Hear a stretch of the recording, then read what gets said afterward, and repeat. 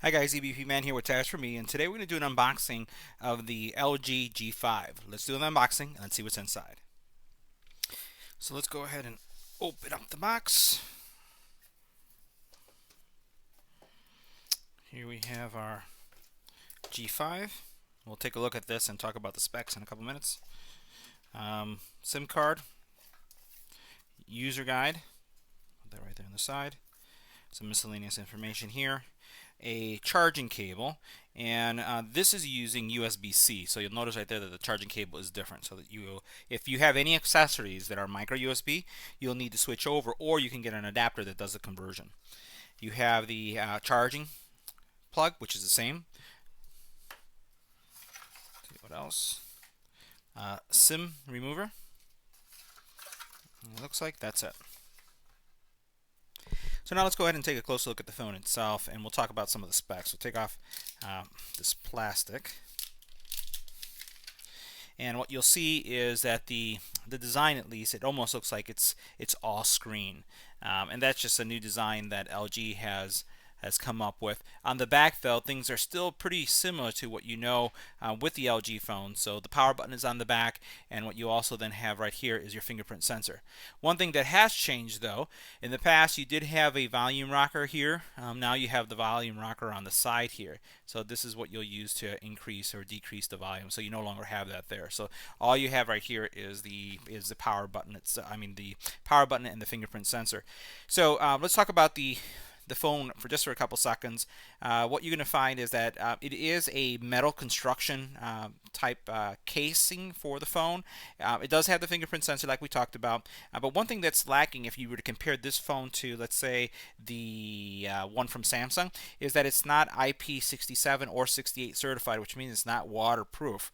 It does come in a variety of colors. This happens to be the gold one, which in my opinion it's not really gold. It's kind of like a very light gold. It almost looks somewhat silvery, kind of, or champagne in color. But it does come in black, gray, pink, and then this color gold. The display, though, it's interesting because the display for this phone is actually 5.3 inches in size.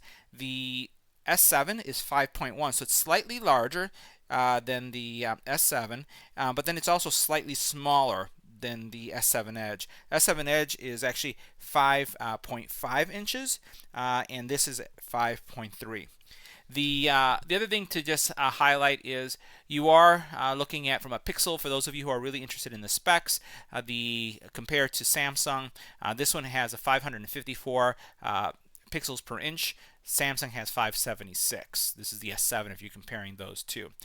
The camera, if we look at the camera on the back, the camera here on the back, you have actually two cameras, right? So you have dual cameras on right here in the back. But you have a 16 megapixel dual camera, and on the front you have an 8 megapixel front-facing camera. In both cases, the megapixels are higher than the comparable Samsung S7 or even the iPhone, but you have to realize that pixels don't really make a better image. There's a lot more to it. That being said, the pixels are much higher than the S7 or the iPhone if you compare it to that. It is running a quad core processor, 2200 megahertz. It's slightly slower, but not by much, by 100 megahertz from the octa-core processor that is using the S7. But there is a big difference, right? Octa-core versus quad-core. So this is a quad-core processor on this device. The good thing, though, is that it does have 4 gig of RAM for processing power. So that means that you have 4 gig for just games and doing things. They used to be 2, they went up to 3, and now they're at 4. The other thing to highlight is that this is the base memory is a 32 gig, and then you can also expand using an SD storage up to actually it's 23 gigabytes. That's pretty high. So again, a lot of capacity. So now let's take a look at the back for a couple seconds. So you can see where you have your sensors in the back, your dual camera, and your fingerprint sensor. Here at the very bottom, you have a USB-C port, a pinhole mic, and then you have speaker. At the top, you'll notice you have an IR blaster in the middle, pinhole mic, and then also headphone jack, which a lot of other companies have moved to the bottom.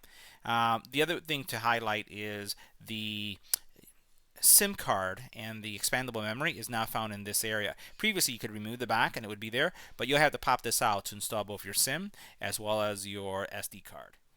So here's our SIM and SD card slot. So you'll notice here how you have both of them there, and they're going to support. Again, this is going to be for your cell phone card, and then this is the memory card. And all you do is once you put them in, you just slide them in. You'll be able to align it easily if you ever wonder like which way goes where, because there's a little hole there, and then you'll notice that there's a hole here as well for the ejector. So that's how, if you're going to put it back in, that's how I would align it, just to make sure you got it right. Now what we're going to do is I'm just going to power it up by pressing the back button just so you can see what the startup's like. So you do have the standard Android logo. You still do have the standard LG Life's Good logo. This phone has never been started, so it'll probably go through some setup process that's going to load Android. LG has been really good over the years in keeping the Google platform as intact as possible, so you won't see a lot of bloatware, and if you do, most of the cases you can remove it. You also find that it'll stay as close to true Google than anything else. There is some UI that you'll find here, and I think with this version they've probably done a little bit more, but in the past that hasn't been the case. So we're going to see how that works in a couple seconds. So as you see here now, all the apps are starting up, and we'll let it go through the setup process, and if there's anything that I need to highlight, I will, but for now we'll just pause the video and just let it keep on going.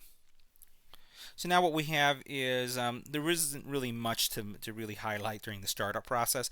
It just went through setting up some more apps. Right now it's asking for location and if there's accessibility features that are needed. I'm going to hit next on it. I have not charged this phone, so it's nice that it does have already a charge. Here it's recommending that I have a SIM card on my phone. I'll put that a little bit later. I'll skip this. Now it's looking at Wi-Fi. I'll turn that on and I'll add my Wi-Fi network. Alright, so now that I have the Wi-Fi connected, we're just going to go through this process and make sure you guys can see what's going on here. I'm going to accept the Google terms and conditions. It's going to go through its normal checking for updates. It's going to also check and see if there's any updates from LG, and it's going to go ahead and take care of that. So what I can do now is I can use a previous LG phone to bring over some of the features, or just start this one as a new one. And I'm going to just go this as a brand new phone. I'm going to choose next, and I'm going to sign in with all my Google credentials. Now that you've set up your Google account, you have the option to set up your fingerprint password, or register your fingerprint. You can set up a PIN or choose not to. I'm just going to skip that. We'll look at that a little bit later. We'll skip anyway. You got Google terms and conditions. I'm going to go ahead and accept that. And again, some EULA information, terms and conditions. I'm going to hit. And now this is going to be device information coming from, in this case, T-Mobile. So that's pretty much it. So once you've gone through those couple steps, the phone is set up. You'll notice that there's not a lot going on the apps. It's still doing some Android updates as well as some LG updates. You'll also notice, and this has been something that's come up a couple times on many of the forums, that there is no app drawer. So the app drawer is kind of gone, but there's not a lot that you have to worry about when it comes to apps. So they've kept it pretty basic. So that concludes our unboxing of the LG G5. We have lots of accessories that have come in for this product. So we're going to be reviewing cases, chargers, USB-C type technology that goes with this specific phone. So once again, if you like this video, please give it a thumbs up. Don't forget to share and subscribe. And as always, thanks for watching.